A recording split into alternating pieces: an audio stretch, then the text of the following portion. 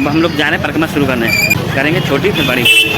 और लोग यहाँ से ही गोवर्धन परिक्रमा स्टार्ट करते हैं और यहीं से फिर वापस आकर खत्म करते हैं अधिकतर। इधर से ही परिक्रमा शुरू होती है गोवर्धन परिक्रमा। ये टोटल 21 किलोमीटर की होती है। बड़ी परिक्रमा 12 किलोमीटर की है, जो ये सामने रस्सी है यहाँ से स्टार्ट होती है। और दोस्तों हम करेंगे पैदल परिक्रमा, इसलिए मैंने पैदल परिक्रमा चुनी है। आप सभी भक्तों को सभी स्थानों के दर्शन अच्छे से करा सकूं जो जो रास्ते में पड़ने वाले हैं।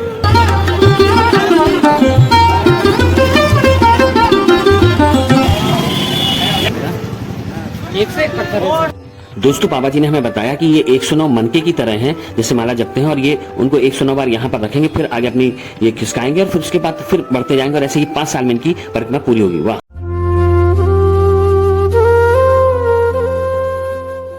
हेलो दोस्तों, मैं हूं आपका दोस्त अजय खरे और आप देख रहे हैं आपका अपना चैनल मैं भारत हूं। तो दोस्तों हम बढ़ चले हैं परिक्रमा की ओर, और जो भी पड़ाव रास्ते में पड़ेंगे और जो भी कथाएं होंगी मैं आपको बताता चलूंगा। दोस्तों अंदर से भी एक छोटा सा ये जो बाउंड्री बनी हुई है अंदर, उसमें छोटा रास्ते दिए हुए हैं अंदर पार्क से होते हुए घूमने के। तो चलिए उधर से भी चलते हैं। देखिए मैं दिखाता हूँ आपको, सरोवर के बगल से, मतलब बगल से ही अंदर पार्क जगह जो बाउंड्री दिया ये राज्य के गोवर्धन पर्वत की तरफ से। तो यहाँ से आप अंदर से भी चल सकते हैं। यहाँ पे आपको थोड़ा छाए पेड़ ठंडक ज़्यादा मिलेगी और शोरगुल कम मिलेगा, शांति मिलेगी। बहुत अच्छा पार्क एरिया देखिए आप, पूरा देखिए पूरा पार्क है। 3 प्रकार की व्यवस्था है, आपको दिखा देता हूँ। मिट्टी का भी कितना मतलब इसमें है कि आप कहो कि सिर्फ कच्चा। ये देखो आप मेरा पैर देख रहे हो, ये देखो आप, ये मट्टी बोली मम्मी ने करने। अहो भाग्य मेरे जो ब्रिज रज पर, इस ब्रिज रज पर मेरे चरण पड़े। राधे राधे। और बता दूं आपको कि ये रेत जो है, ये देखो आप, ये बिल्कुल चिकनी है, बिल्कुल चिकनी, सीमेंट से भी ज़्यादा चिकनी, और गर्म तो बिल्कुल भी नहीं है। ये यात्रा यहाँ से अभी अपनी चल रही है, कंटिन्यू मैं आपको दिखा रहा हूँ। और ये हैं अपने गोवर्धन जी महाराज जी, ये गोवर्धन महाराज जी। तो दोस्तों हम पहुंच गए हैं अपने पहले पड़ाव संकर्षण कुंड पर। इस कुंड का नाम भगवान श्री कृष्ण के बड़े भाई बलदाऊ, जिन्हें हम दाऊ कहते हैं, के नाम से रखा गया था। यहीं पास में बलदाऊ जी का मंदिर भी है, जिनके विग्रह इसी कुंड से प्राप्त हुए थे और 5000 वर्ष पूर्व श्री कृष्ण के प्रपौत्र श्री ब्रजनाभ जी ने स्थापित किए थे। इसका उल्लेख गर्ग संहिता सहित प्राचीन वैदिक साहित्य में भी मिलता है। ऐसा माना जाता है कि इस कुंड में स्नान करने से इस भौतिक संसार में किए गए सभी पाप कर्मों के फलों को सहने की शक्ति मिलती है।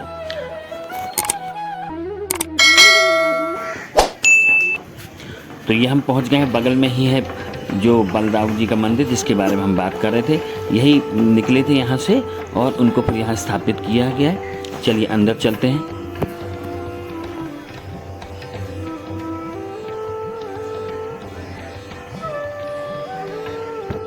पंडित जी श्रृंगार कर रहे हैं। बोलिए राधे राधे, बोलो गिरिराज महाराज की जय।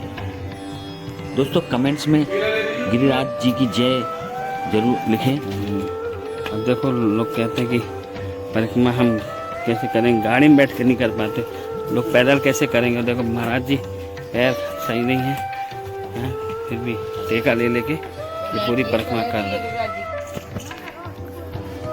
काम कर रहे हैं।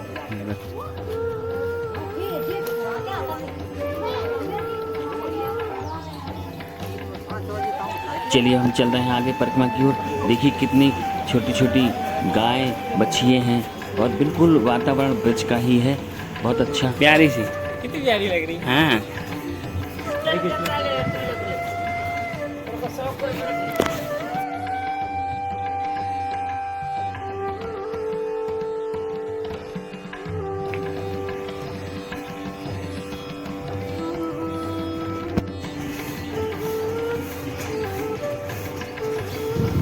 आइए छोटी सी गौशाला देखते हैं।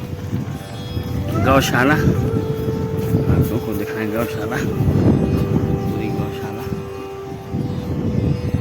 गाय का भी हमारे जीवन में बड़ा अच्छा महत्व है दोस्तों।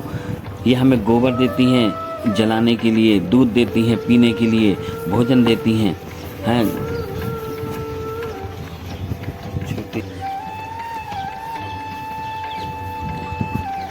मनोरम दृश्य, मनोहर लोग, अलग अलग। कहाँ हैं आप बोलते हैं?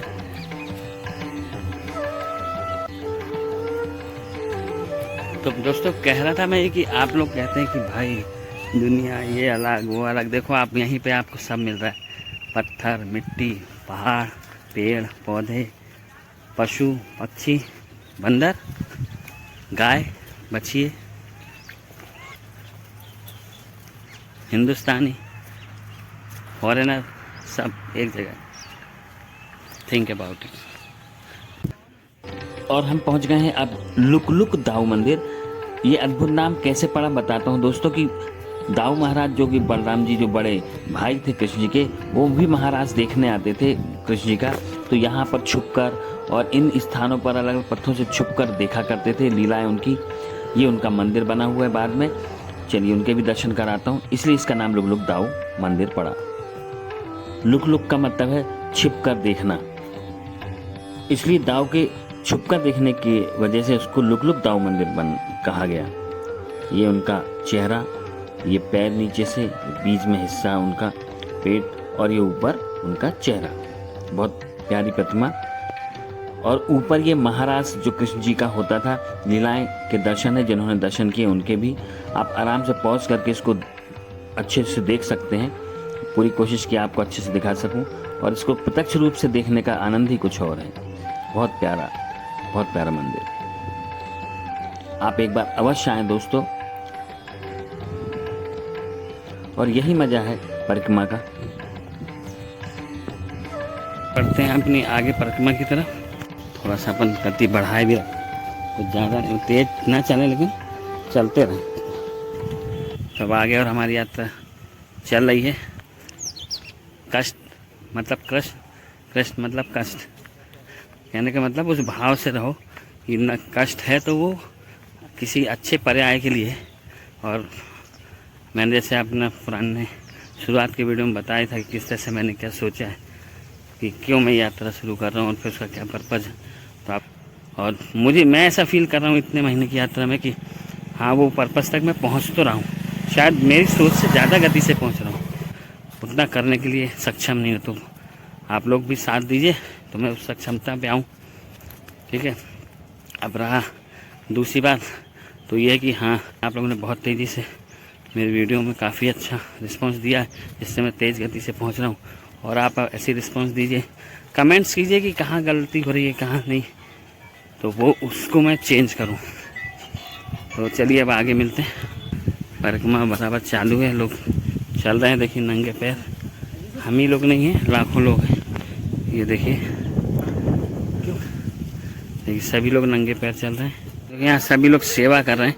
आप लोग भी इधर आए तो कम से कम 2-2 मिनट दे दें अपना, जितनी परिक्रमा लगा रहे। जैसे देखिए बच्ची भी, देखिए जो जिससे काम बनता है, जो अपने हाथ से जो कर सकता है, झाड़ू लगा सकते हैं झाड़ू लगा लीजिए, खुदाई कर सकते हैं खुदाई कीजिए। जो जिस तरह का श्रम दे सकता है आके यहाँ पे थोड़ा थोड़ा श्रम दे, इसको और अच्छा बनाए, कोशिश करें। आए थोड़ा थोड़ा करें। श्रमदान का तरीका ज़रूरी नहीं है कि आप ऐसा करें। श्रमदान आप ऐसे भी कर सकते हैं, रास्ते में पड़े हुए पत्थर हटा सकते हैं, कांच पड़ा हुआ वो कांच उठा सकते हो आप। लोग कुछ झाड़ू लगा रहे हैं, देख रहे हैं आप, तो झाड़ू लगाते हुए आप झाड़ू भी लगा सकते हैं। आपसे जो सकता है, खुरपी नहीं चला सकते, झाड़ू लगाइए। श्रमदान ऐसे भी होता है। और श्रमदान का तरीका जरूरी नहीं कि यही हो। आप कभी रास्ते में चल रहे हैं, रास्ते में कोई पत्थर पड़ा हो, आप उसको गाड़ी आके गिर जाती है, आप उसको भी उठा के एक साइड कर देंगे तो ये भी श्रमदान है। ये भी आप किसी भी समस्या का हल करना भी एक सेवा ही है।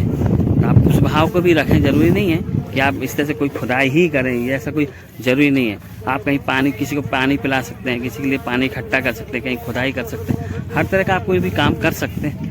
तो ये तो बहुत अच्छी भावना है, मैंने भी यहाँ किया है और बड़ा अच्छा लगा करके। पहले सोचा था वीडियो बनाऊं, पर मैं नहीं चाहता था कि मुझे करते दिखाएं, मतलब मुझे सेवा भाव नहीं दिखाना था, इसलिए।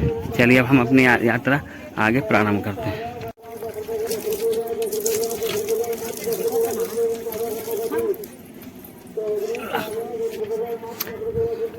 ये नल एक बार चलाना, चला। अब आप ये नल देखिए, पहले इसकी कलाकारी देखिए। ये चलाएंगे 1, पिएंगे 3, कितने अच्छे तरीके से समझदारी से बनाए। पानी वेस्ट नहीं करना, खाली दिखा रहा हूँ। ऐसे ये नल लगा, ऐसे ये नल लगा, बस बस पानी मत निकाल। तो आप यहाँ सेवा करके भाई, आप कोई आ गया पानी पिलाने लगे, थोड़ा चला दिया, 2-3 लोगों ने पी ले, चल, ये भी सेवा काम है। रुक जाओ 2 मिनट, कितना यात्रा में भी कितना होगा। गन्ने का दूध 10 रुपए का, 10 रुपए का, 10 रुपए का, 10 रुपए का शुद्ध एवं ताजा गन्ने का दूध, 10 रुपए का शुद्ध एवं ताजा गन्ने का दूध, चौधरी ताजा गन्ने का दूध 10 रुपए का, 10 रुपए का, 10 रुपए का, 10 रुपए का शुद्ध एवं ताजा गन्ने का दूध, चौधरी ताजा गन्ने का दूध, चौधरी ताजा गन्ने का दूध 10 रुपए का, 10 रुपए का, 10 रुपए का, 10 रुपए का शुद्ध एवं ताजा गन्ने का दूध। भाई हम उसको हम गन्ने का जूस पी रहे हैं, चौधरी जी का। दोस्तों, अरे हम तो पहुंच गए राजस्थान। सुनकर आश्चर्य हुआ ना। दरअसल दोस्तों, लुकलुक दाऊ मंदिर के बाद से राजस्थान की सीमा चालू हो जाती है, जो लगभग 1.5 किलोमीटर की है, और फिर से उत्तर प्रदेश लग जाता है। और अब हम पहुंच गए हैं पूंछरी का लौठा। यहाँ से गोवर्धन पर्वत की लगभग 6 किलोमीटर की परिक्रमा पूरी हो जाती है, और यहाँ से लौटकर पर्वत की दूसरी ओर से उल्टी दिशा में परिक्रमा शुरू हो जाती है, यानी गोवर्धन जी की पूंछ आ जाती है। तो मित्रों, जब कृष्ण जी ने गोवर्धन पर्वत उठाया था, तब लौठा जी महाराज जी, जो कृष्ण जी के ही मित्र थे, ने इसी स्थान पर अपना हाथ लगाया था, क्योंकि गोवर्धन का झुकाव इस तरफ हो रहा था, क्योंकि यह पूंछ थी। लौठा का सही अर्थ है तगड़ा ग्वाला, शक्तिशाली ग्वाला।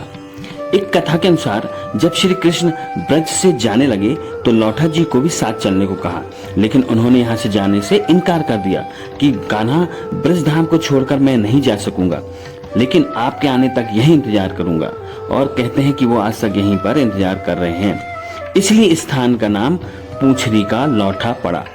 वैसे तो इसकी अनेक कथाएं हैं, लेकिन एक कथा के अनुसार और इस कथा के अनुसार जब कृष्ण जी वापस नहीं आए तो व्रज की ग्वाले ने पूछने आती कि कान्हा आया क्या, क्योंकि हमारे यहाँ प्रथा थी कि किसी बड़े से सीधी बात ना करके किसी दूसरे के माध्यम से बात की जाती थी कि बेटा पूछना वो है क्या, इसी तरीके से बात की जाती थी। तो ग्वालिन बोलती दूसरी ग्वालिन से कि पूछ रही कान्हा लौटा क्या, पूछ ले रही कान्हा लौटा क्या, पूछ रही लौटा क्या। और इस प्रकार इस स्थान का नाम पूंछरी का लौठा पड़ा। इसी प्रकार की अनेक कथाओं का मजा लेते हुए, आनंद लेते हुए, कान्हा की रास लीलाओं का मजा लेते हुए अब हम चलते हैं आगे परिक्रमा की ओर। तो दोस्तों, अब चलते हैं पर्वत के दूसरी तरफ से घूमते हुए यहाँ से, और आगे के भी चित्रण मैं आपको दिखाऊंगा, मंदिर दिखाऊंगा, और मिलते हैं नेक्स्ट ब्लॉग में। तो बने रहिएगा वीडियो में, मिलते हैं नेक्स्ट ब्लॉग में। इसको भी दिखाते हैं आपको नेचुरल। आपको आ गया।